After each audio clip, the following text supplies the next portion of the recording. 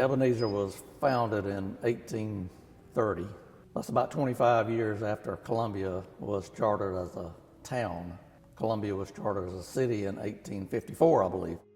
Ebenezer has a long history with the city of Columbia. During our preparation for the 185th celebration of the founding of the church, we discovered that this church building actually had some cupolas on the brick towers at one point.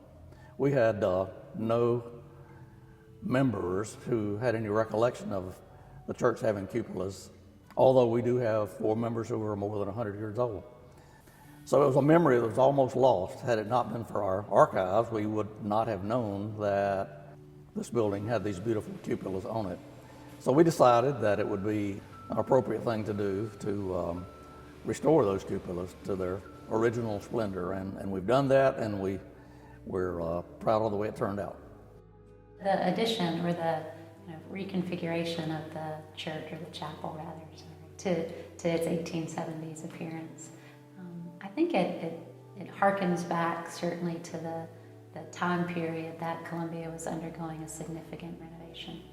It was soon after the Civil War, where somewhere between 1/3 and 2/3 of Columbia was burned. And then Ebenezer, the church that stood on that original footprint, which was built in 1830, was destroyed during the fire. And so during the 1870s, you saw really an incredible kind of rebirth of structures around the city. And so this, to take it back to that original time period, I think gives people a better idea of what architecture would have been like during the 1870s.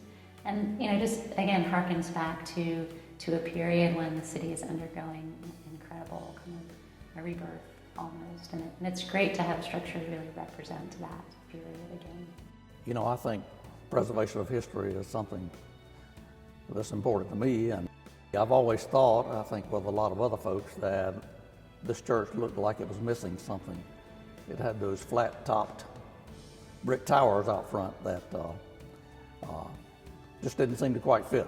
But now that the cupolas are restored, it looks like something like it did originally, and I think it's certainly has enhanced the beauty of this structure. It's really interesting to have seen the church prior to those being on, because they were just squared off, had a flat roof, and the cupolas give it an entirely different dimension. It really kind of points the building upwards, which certainly steeples do that for churches traditionally, and cupolas are just another way to kind of take people's eyes literally up to the heavens or up to God.